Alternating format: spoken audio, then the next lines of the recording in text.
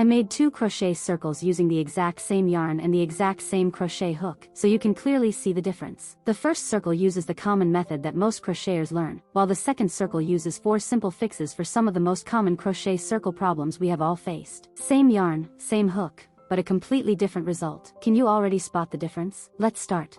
First, let's make our crochet circle using the common method. Start with a magic ring, then make 3 starting chains. These 3 chains count as your first double crochet. Now work the remaining double crochet stitches into the magic ring. I made 10 double crochet stitches in total, including the starting 3 chains.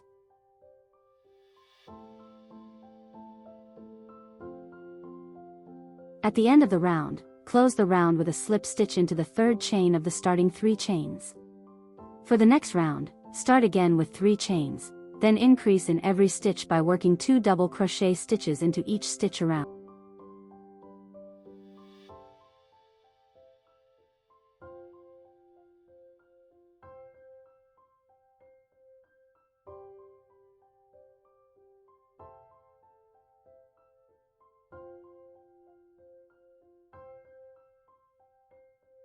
Continue your crochet circle using the same increase pattern.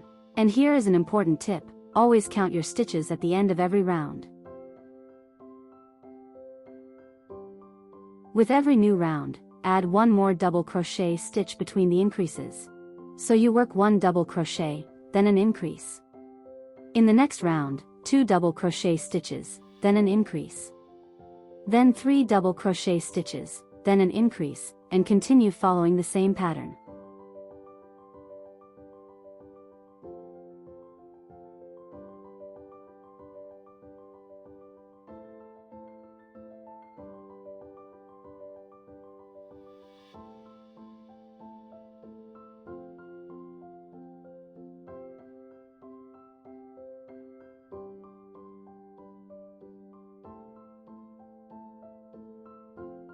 I continued this pattern until I completed 6 rounds.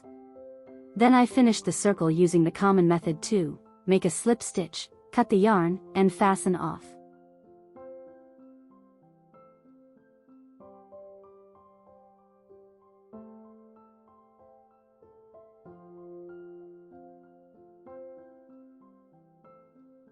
And here is our finished crochet circle. You can clearly see some of the problems. There is a visible leaning seam running through the circle, and there are unwanted spaces and gaps between the stitches, especially around the beginning and end of the rounds. Now let's make the exact same crochet circle again. We are using the same yarn, the same crochet hook, the same number of stitches, and the same 6 rounds. But this time, we are going to use 4 simple crochet tricks to create a much cleaner and more professional circle.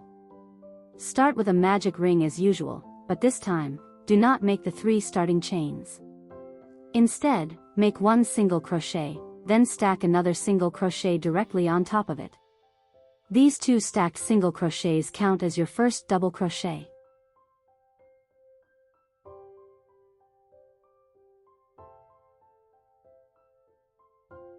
Look closely at the difference.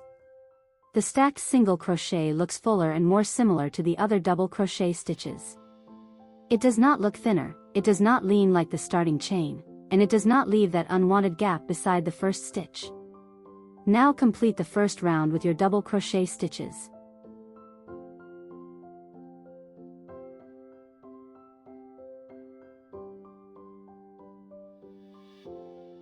At the end of the first round, close it with a normal slip stitch.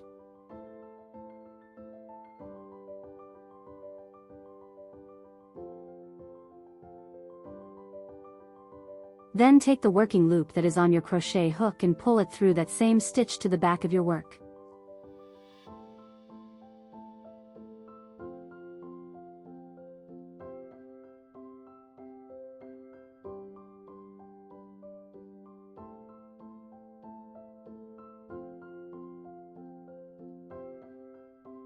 Now your working loop is on the other side.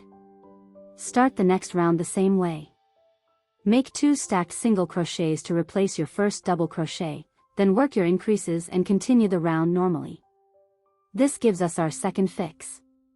We are now starting our crochet rounds more cleanly and closing them more cleanly too. helping us avoid those messy, obvious joins. And here is another useful crochet tip while you work. Hold the yarn tail along your stitches and crochet over it as you go. This secures most of the tail while you are crocheting and means you will have much less yarn to weave in when you finish your project. As you continue your rounds, make sure you do not start the round with the increase. Work the regular stitches first and place the increase at the end of each group of stitches. Now we come to our third fix. When you reach the very last increase of the round, do not make both double crochet stitches into the same stitch. Instead, make one double crochet into the last stitch. Then make the second double crochet into the small space that was created when we made the slip stitch to close the previous round. Watch closely as I work into that little space. By splitting the final increase this way, we completely cover the small extra space that normally appears at the end of the crochet round. Instead of leaving an obvious gap, the stitches fill that area and create a fuller, cleaner join. Then finish the round using the clean closing technique we learned together.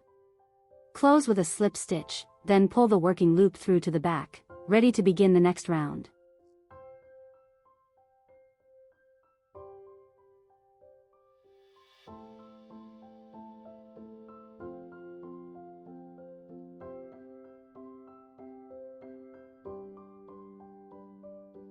I am going to continue following exactly the same method until I complete 6 rounds, just like we did with our first crochet circle.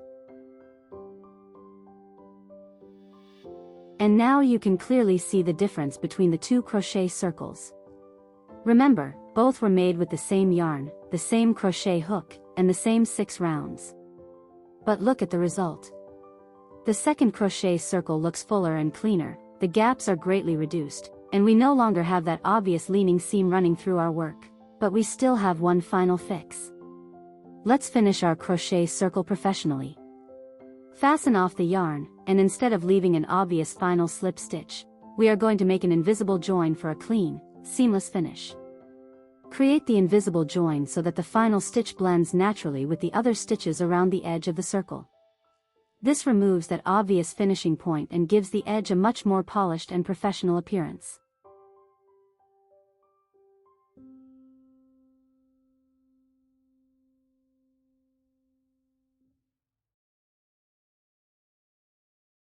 Finally, weave the remaining yarn tail securely through the stitches, then cut off the excess yarn.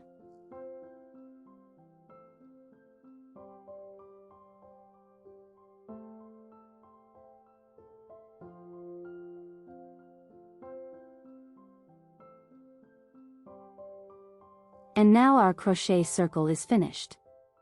For simple crochet fixes, but look at the difference they make: a cleaner beginning, cleaner round joins, fewer unwanted gaps, no obvious leaning seam, and a beautiful invisible finish. Same yarn. Same crochet hook. Same circle pattern. Just better crochet techniques for a cleaner, more professional result.